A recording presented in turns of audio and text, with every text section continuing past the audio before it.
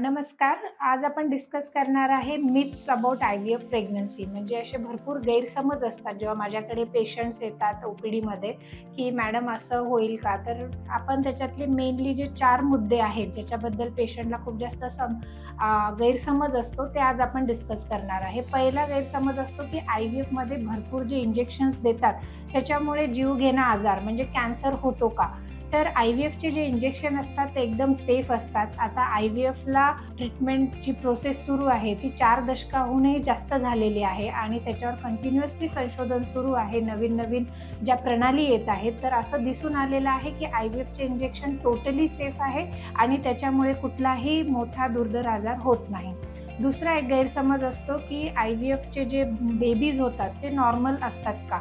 तर ऑब्व्हियसली जसे आपले नॅचरल प्रेग्नन्सी म्हणजे नैसर्गिकरित्या जसे प्रेग्नन्सीने बाळ होतात त्यांचा IQ आणि आपले जे IVFनी जे बेबी होतात त्यांचे IQ ऑलमोस्ट सेम असतात आणि ज्या जेनेटिक ॲबनॉर्मॅलिटीज जर कुठल्या बाळामध्ये असेल तर IVFमध्ये त्याचा एक जास्त फायदा आहे की आपण टेस्ट करून बाळाला जन्माला घालू शकतो, म्हणजे त्याला कुठलेही दुर्धर आजार होणार नाही. ती एक IVFची जमेची बाजू असते नॅचरल प्रेग्नन्सीपेक्षा.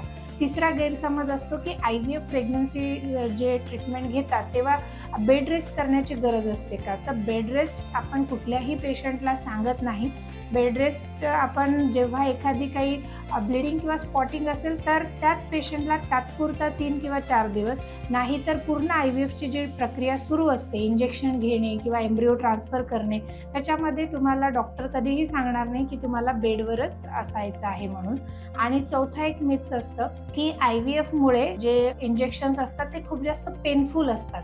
तर पेनफुल ही प्रक्रिया नसते. याच्यामध्ये फक्त जे अंड आपण काढतो तर ते ॲनेस्थेशियामध्ये असतात आणि इंजेक्शन जे आहे ते सबक्युटॅनियस असतात, म्हणजे ते पेनफुल बिलकुल नसतात आणि तुम्ही तुमची रुटीन ॲक्टिव्हिटी, तुमचं ऑफिस सगळं काही सांभाळून सुद्धा IVFनी माता होऊ शकता. जर तुम्हाला IVF रिलेटेड कुठलीही माहिती हवी असेल तर तुम्ही कमेंट सेक्शनमध्ये मला ते विचारू शकता आणि त्याचा मी टॉपिक बनवून डिस्कशन करण्याचा प्रयत्न नक्की करेल आणि तुमचे गैरसमज दूर करायला मला आनंद होईल. थँक्यू.